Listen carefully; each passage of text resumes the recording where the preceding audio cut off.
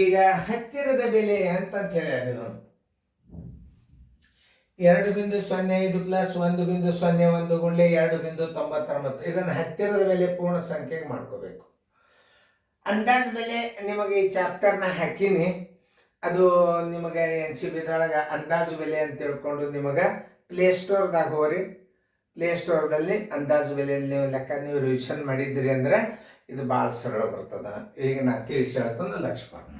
ಇದನ್ನ ಅಂದಾಜು ಬೆಲೆ ಮಾಡಿದಾಗ ಏನಾಗ್ತದ, ಪೂರ್ಣ ಸಂಖ್ಯೆಗೆ ಅಂದಾಜು ಬೆಲೆ ಮಾಡುವಾಗ ಮುಂದಿನ ಸಂಖ್ಯೆ ಏನಾಗ್ಯದ 5ಕ್ಕಿಂತಲೂ ಚಿಕ್ಕದು, 5ಕ್ಕಿಂತಲೂ ಚಿಕ್ಕದಿರಬೇಕು.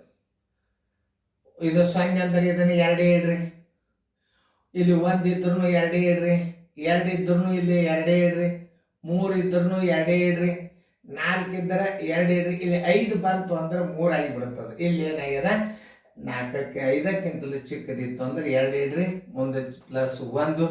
ಇದನ್ನ ಅಂದಾಜು ಬೆಲೆ ಮಾಡುವಾಗ ಪೂರ್ಣ ಸಂಖ್ಯೆಗೆ ಅಂದಾಜು ಬೆಲೆ ಮಾಡುವಾಗ ಮುಂದಿನ ಸಂಖ್ಯೆ ಏನಾಗ್ಯದ 5ಕ್ಕಿಂತಲೂ ಚಿಕ್ಕದದ ಅಂದ್ರೆ ಇದು 1 ಇಡ್ರಿ, ಆಮೇಲೆ ಗುಣಾಕಾರ ಹಾಕ್ರಿ.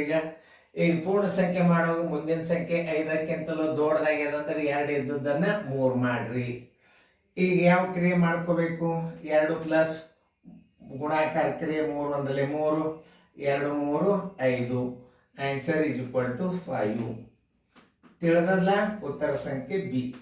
ಚೆನ್ನಾಗಿ ಹಾಕಿ ನೋಡಿ. ಇನ್ನೊಂದ್ಸಲ ಹೇಳ್ತೀನಿ, ಇದು ಪೂರ್ಣ ಸಂಖ್ಯೆ 2 ಆಯ್ತು, ಯಾಕಂದ್ರೆ ಇಲ್ಲಿ 5ಕ್ಕಿಂತಲೂ ಚಿಕ್ಕದದ, 2 ಇಡ್ರಿ, ಪ್ಲಸ್ ಇಲ್ಲಿ 5ಕ್ಕಿಂತಲೂ. ಈಗ ಅಂದಾಜು ಬೆಲೆ ಮಾಡುವಾಗ ಮುಂದಿನ ಸಂಖ್ಯೆ 5ಕ್ಕಿಂತಲೂ ಚಿಕ್ಕದಿದ್ದರೆ 5ಕ್ಕಿದ್ದಂಗೆ ಇಡಬೇಕು, 1 ಇಟ್ರಿ ಕುಂಡ್ಲೆ. ಇದು ಪೂರ್ಣ ಸಂಖ್ಯೆ ನೋಡ್ರಿ, 5ಕ್ಕಿಂತಲೂ ದೊಡ್ಡದಾಗ್ಯದ, 2 ಇದ್ದದ್ದು 3 ಮಾಡ್ಕೊರಿ. ಆಮೇಲೆ ಗುಣಾಕಾರ ಕ್ರಿಯೆ ಮೊದಲು ಮಾಡ್ಕೊರಿ. 3 ಒಂದಲೇ 3, 2 ಒಂದಲೇ 2, 2ಕ್ಕೆ 2, 3 2 5. ಅಂದಾಜು ಬೆಲೆ ಹತ್ತಿರದ ಬೆಲೆ 5 ಆಯ್ತು. ಉತ್ತರ ಸಂಖ್ಯೆ ಬಿ. ಚೆನ್ನಾಗಿ ಬರ್ಕೊರಿ, ಫೇರ್ದಾಗ ಬರ್ಕೊರಿ.